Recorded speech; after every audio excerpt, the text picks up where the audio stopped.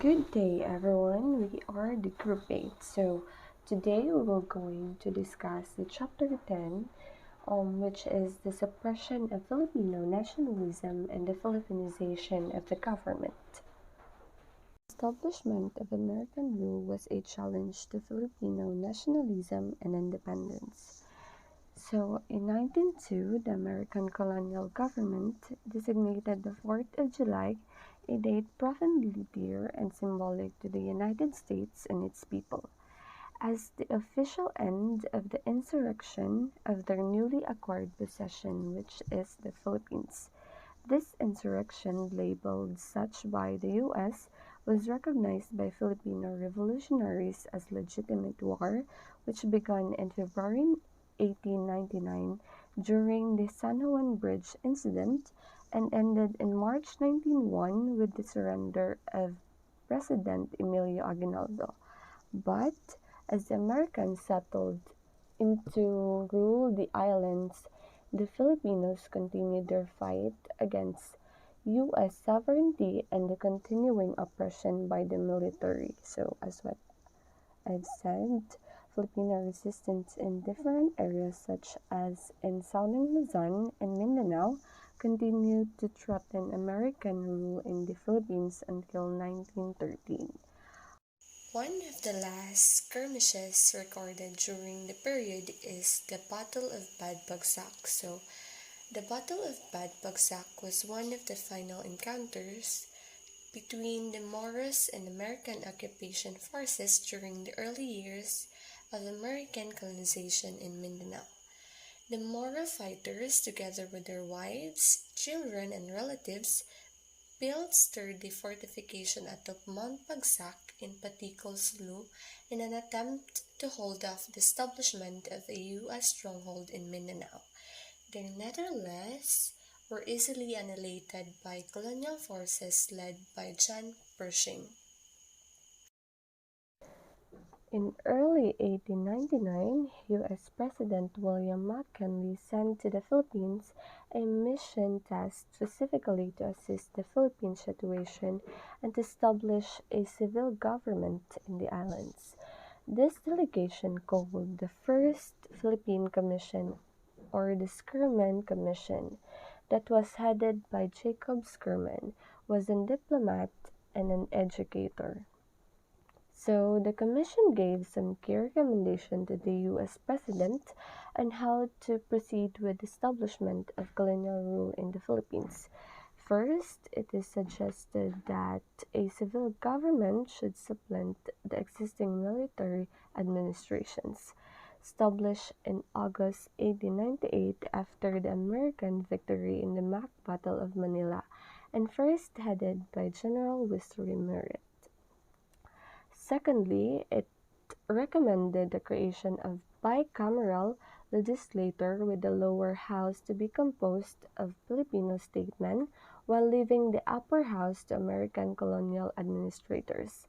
And lastly, the Skirman Commission likewise endorsed the improvement of the general sanitary conditions of the Philippines and the funding of the public school system to educate the Filipinos. A second delegation led by William Howard Taft was sent to the Philippines in June 1900s. The Second Philippine Commission, known as the Taft Commission, proceeded to execute the recommendation previously given by Sherman and his colleagues. In October of the same year, the Philippine Commission was given the authority to exercise legislative powers in the Philippines by President William McKinley. Ultimately, on July 4, 1901, a civil government was established known as the Insular Government, with Taft himself as the Governor-General. A military governor, Admiral Chaffee, continued to administer unpacified areas until exactly a year later when the Philippines insurrection was declared officially over. After the establishment of a civil government in the islands with William Howard Taft as the Governor General, the Philippine Commission, the sole legislative body in the colony, originally composed of Dean Worcester, Luke Edward Wright, Henry Clay Ild, and Taft himself passed a number of legislation which aimed to further the American colonial agenda, to prevent any imminent resistance from the Filipinos, and to avoid Americans being portrayed to the public negatively. One of these was the Philippine Commission Act No. 277, also known as the Libel Law of 1901.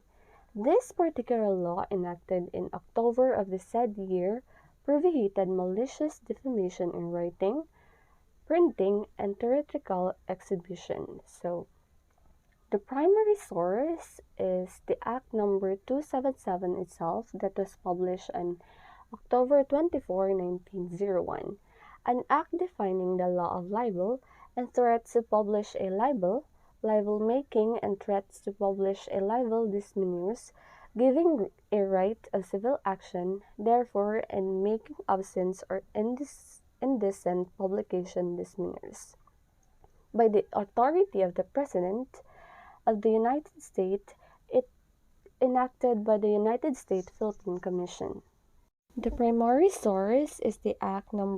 277 itself, that was published on October 24, 1901, an act defining the law of libel and threats to publish a libel, making libel and threat to publish a libel misdemeanors, giving a right of civil action therefore, and making offense or indecent publication misdemeanors. By the authority of the President of the United States, be it enacted by United States Philippine Commissions.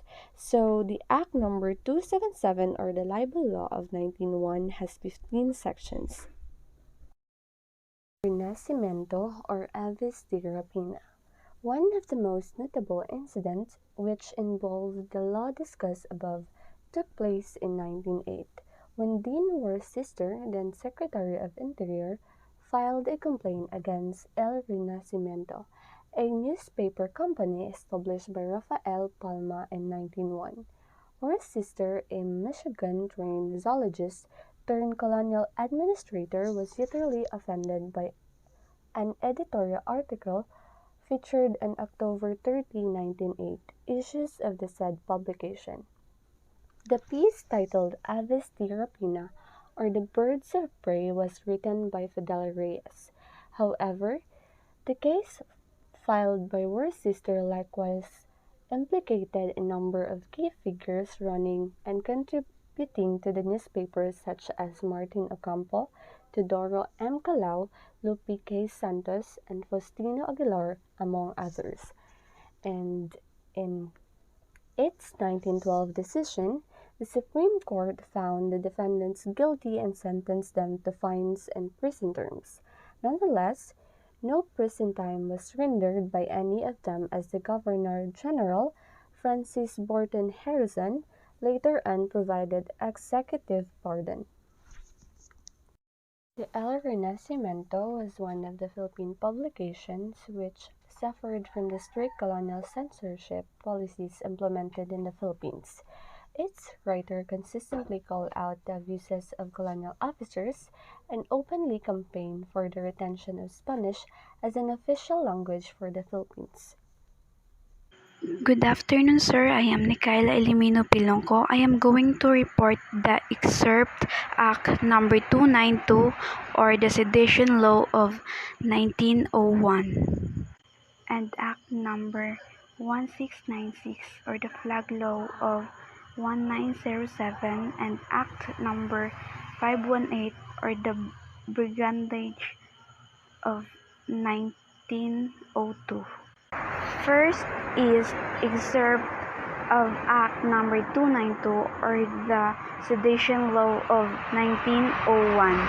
Another legislation intending to suppress Filipino nationalism was likewise enacted by the Philippine Commission in November 1901. The Philippine Commission Act No. 292, otherwise as known as Sedition Law of 1901, prohibited the Filipino from advocating Philippine independence or political separation from the United States, covering all possible methods from the overt to the passive, including speeches, publication, and literature. Those found guilty of sedition were sentenced to death and imprisonment. Example of this is a play written by Juan Abad titled In Tanikalang Ginto was considered as seditious after it was staged in 1902 in different theaters in Manila, Laguna, and Cavite. It was about Dalita's daughter, Ligaya, who was forbidden to see her lover, Kaulayaw, by her uncle Maimbot. Instead, Ligaya received a golden bracelet from Maimbot, which ultimately bound her to his control. Judge Pauline Barger of a lower court in Batangas found the drama seditious.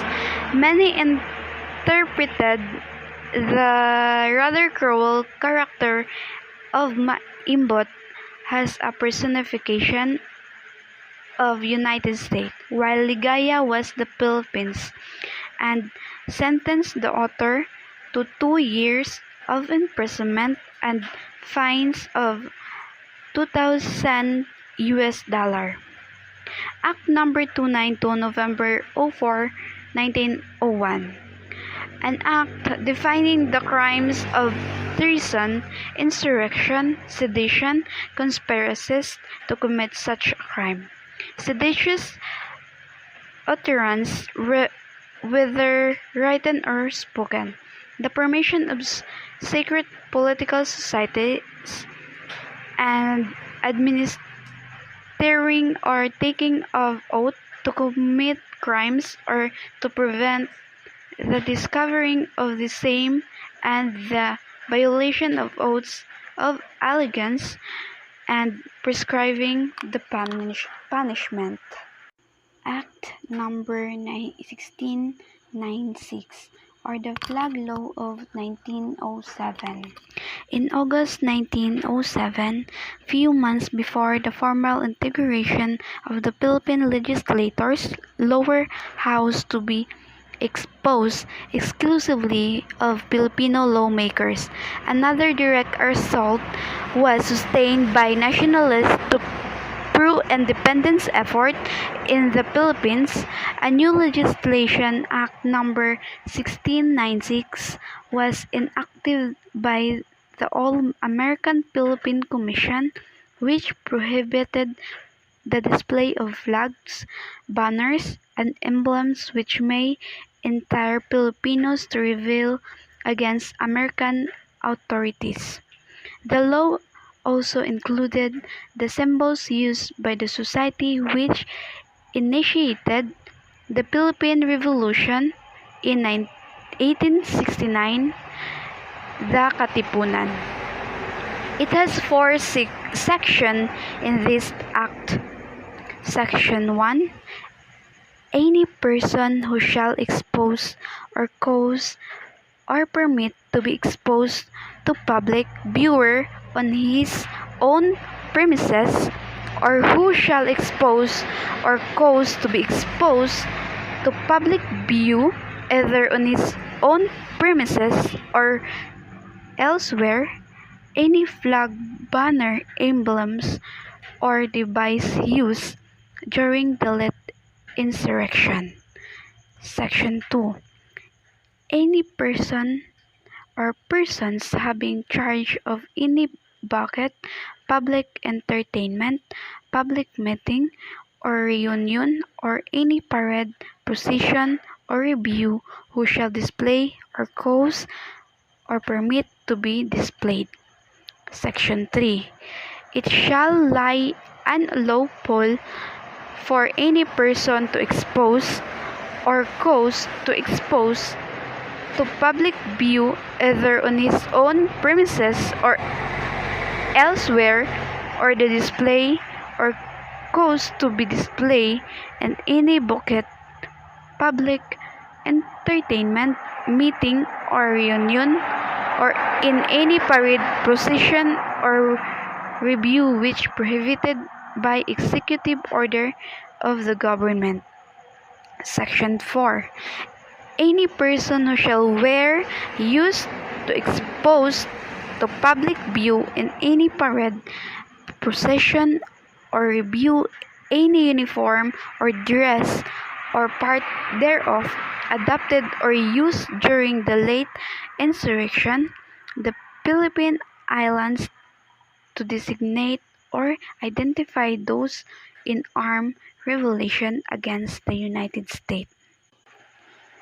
Note that any person who shall violate the provision of this section shall be punished by a fine of not less than 500 pesos nor more than 5,000 pesos, or by imprisonment for not less than 3 months nor more than 5 years, or by both such fine and imprisonment in the discretion of the court.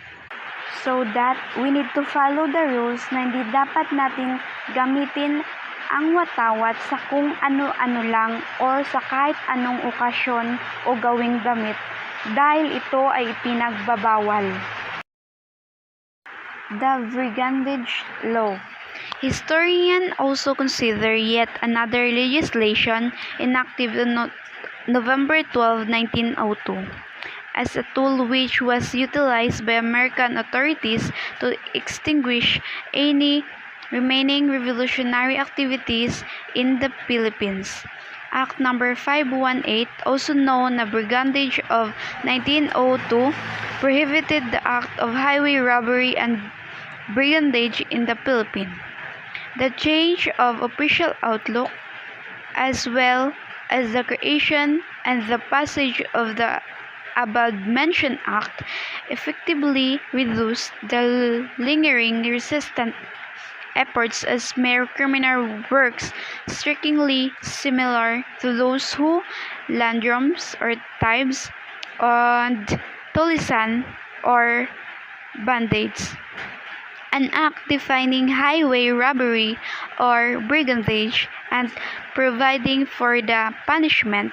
Therefore, whenever the 3 or more persons conspiring together shall form a band of robberies for the purpose of stealing carabaos or other personal property by means of force and violence, and shall go out upon the highway or roam over the country armed with deadly weapons for those purposes, they shall be deemed highway robbers and brigands, and every person engaged in the original formation of the band or joining it shall, upon conviction thereof, be punished by death or imprisonment for not less than 20 years in discretion of the court.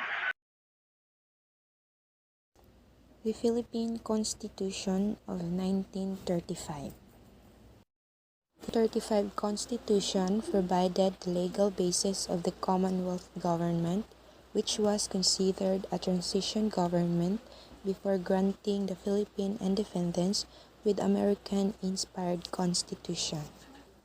The 1935 Constitution was written in 1934, approved and adopted by the Commonwealth of the Philippines in 1935 to 1946, and later used by the Third Republic in 1946 to 1972. The Philippine Organic Act of 1902, or also known as Copper Act. So, the Philippine Organic Act of 1902 was the first organic law for the Philippine Islands that provided the creation of popularly elected Philippine Assembly. The legislative power was invested in a bicameral legislature composed of a Philippine Constitution and the Philippine Assembly. The Philippine Bill of 1902 is one of the most important decrees enacted by American government in the Philippines, entitled "An Act temporarily to provide for the administration of the affairs of civil government in the Philippine Island and for other purposes." This law contained two important provisions that strengthened both the civil and human rights of the Filipino people and vested on them the privilege of legislation.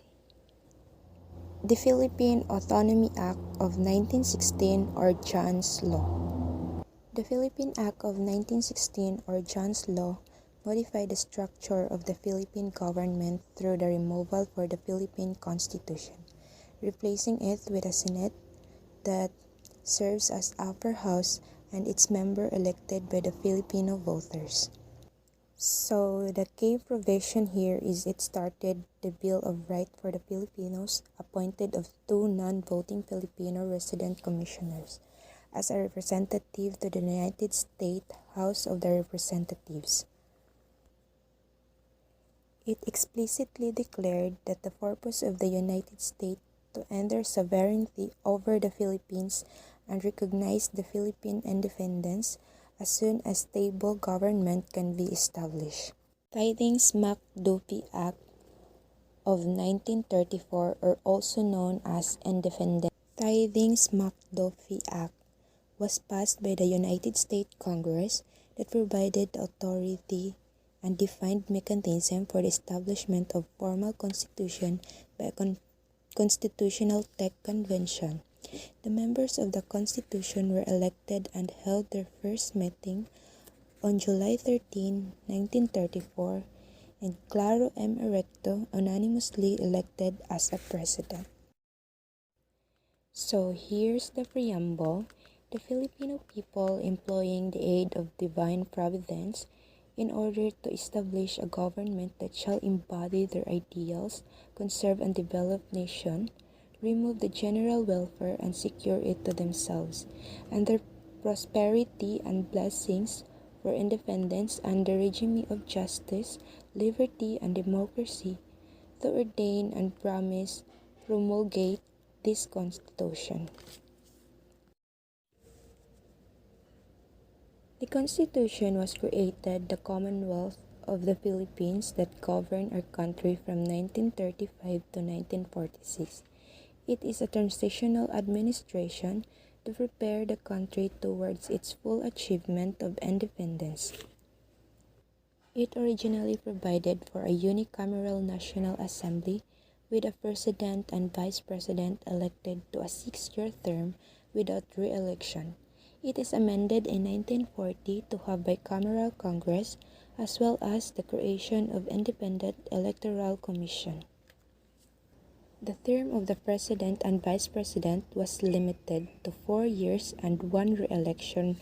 Right to suffrage were originally afforded to male citizens of the Philippines who are 21 years old or over are able to read and write. The draft of Constitution was approved by the Constitutional Convention on February 8, 1935 and ratified by the U.S. President Franklin D. Roosevelt on March 25, 1935. Elections were held in September 1935 and Manuel L. Quezon was elected President of the Commonwealth.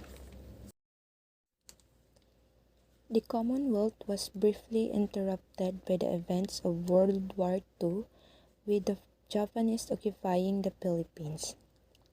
The Philippines was declared an independent republic on July 4, 1946.